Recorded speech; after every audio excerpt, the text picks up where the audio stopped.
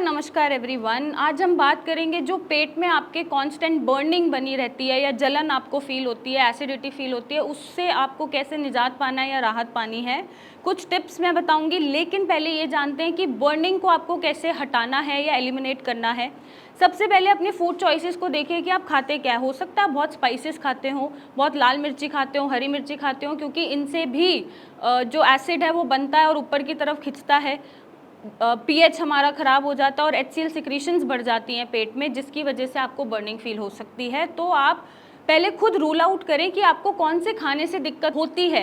Let's suppose सबको अलग अलग खानों से एलर्जीज होती हैं या सबको अलग अलग खा के गैस या एसिडिटी या जलन बनती है, तो आप वो चीज़ें प्रेफर ना करें जो एसिडिक होती हैं फूड में, या फिर जैसे उड़द है, राजमा है, छोले हैं, बाहर का खाना है, जो भी गैस बनाती हैं पेट में, भारी चीज़ें हैवी टू डाइजेस्ट हैं, उनको आप अवॉइड करें और वो एसिडिक नहीं होनी चाहिए।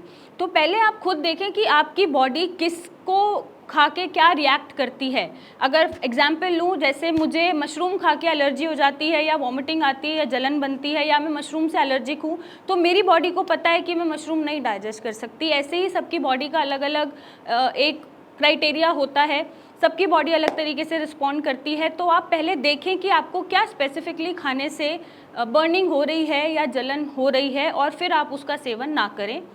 नेक्स्ट आप ये देखिए कि आप बहुत ज़्यादा स्मोकिंग तो नहीं कर रहे हैं। एक्सेसिवली लगातार स्मोकिंग करने से भी हमारा पीएच ख़राब होता है, HCl सिक्रीशन बढ़ जाती है और एसिड ऊपर को बनता है, जलन पैदा करता है, तो वो भी आपको लिमिट करने की ज़रूरत है। आप पानी का इंटेक बढ़ाइए। हो सकता है आप पानी बहुत कम पीते हैं, क्योंकि और कौन सा पानी पीते हैं, अगर आप हैंडपम्प या डायरेक्ट सप्लाई का पानी पीते हैं तो उससे भी हमारे पेट में जलन या एसिडिटी या फ्लैचुलेंस बन सकती है, कोलाइटिस बन सकता है। तो आप अगर हैंडपम्प या सप्लाई का पानी प्रेफर करते हैं तो उसको आप बॉईल करके नॉर्मल करके पिएं, या फिर आप RO का पानी पिएं। तो ये ध्यान रखें कि कौन सा पानी आप कहाँ से पानी पी रहे हैं या कैसा पानी आप पी रहे हैं।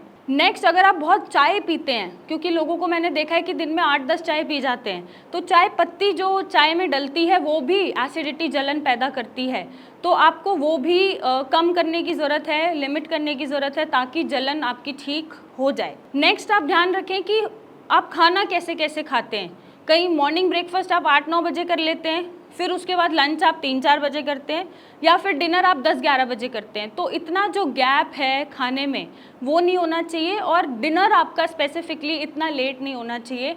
डिनर आपका 8 से 9 बजे के बीच में कंप्लीट हो जाना चाहिए। उसके बाद आप कुछ भी ना खाएं, ताकि जलन, एसिडिटी, भारीपन आपको फील ना हो।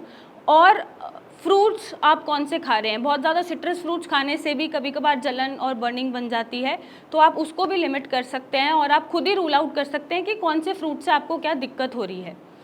अब हम बात करें बहुत सारा खाना एक बार में। अक्सर क्या होता है, हमें बहुत तेज़ भूख लग रही है, हम थोड़े से फ्री हुए तो हम एक साथ बहुत सारा खाना ठूस लेते हैं। वो नहीं करना चाहिए। हमें थोड़े थोड़े गैप में स्मॉल मील्स खाने चाहिए। चाहे आप 2 से 3 घंटे का गैप रखें, लेकिन बच्चों की तरह थोड़ा थोड़ा मील खाइए, ताकि बहुत ज़्यादा आपका पेट ना भरे और पेट फूले ना। अब जैसे आयुर्वेद में कहावत है कि खाने से पहले का पानी अमृत, साथ का पानी आनंद, और तुरंत बाद का पानी जहर है। तो आपको यही पैटर्न फॉलो करना है। आप पानी जो इंटेक करते हैं स्पेसिफिकली सिर्फ खाने के तुरंत बाद इंटेक ना करें, या तो आप पहले इंटेक करें या फिर खाना खाने के कम से कम आधा पौने घंटे बाद आप वाटर इंटेक करें, ताकि आपका पेट ना फूले और आपका जो खाया पिया है वो जहर ना बने बॉडी में।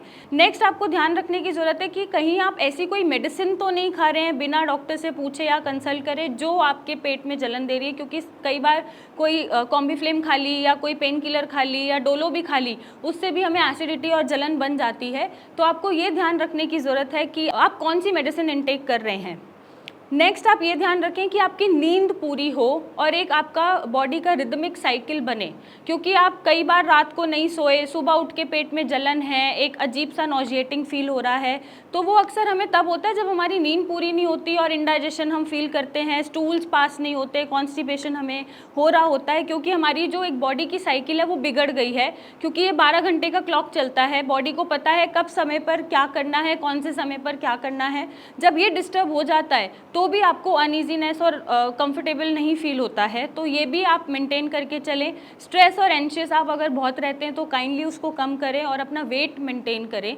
काम सबके लिए ज़रूरी है, लेकिन जान है तो जहान है। तो सबसे पहले आप अपनी बॉडी को देखें, अगर ये ठीक रहेगी तो आप काम कर पाएंगे ढंग से और उसको जस्टिफाई कर पाएंगे। तो अगर आप ओवरवेट हैं या एक आइडियल वेट के आसपास हैं तो अच्छी बात है, नहीं है तो आप प्लीज़ एक आइडियल वेट कैरी करके चलें।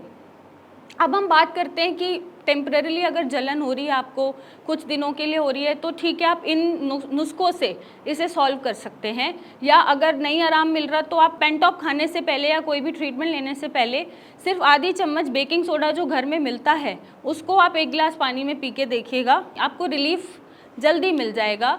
नेक्स्ट, आप डेली खाली पेट आंवले का जूस पीना शुरू करें, जिससे आपको इंडाइजेशन या बर्निंग या कॉन्स्टिपेशन ऐसी समस्याएं ना बने। ये फॉलो करें और हमें बताएं कि ये कितना यूज़फुल है।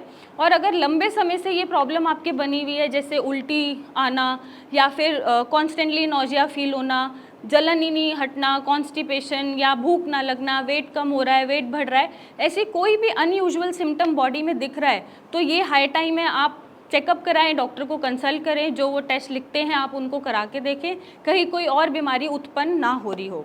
तो इतनी अवेयरनेस आप रखें। और अगर इन सारी दिक्कतों का सल्यूशन नहीं मिल रहा है तो आप हमें कॉन्टैक्ट करें, मेरी टीम से आके मिलें और इसका एक सही सल्यूशन पाएँ। So thank you and take care.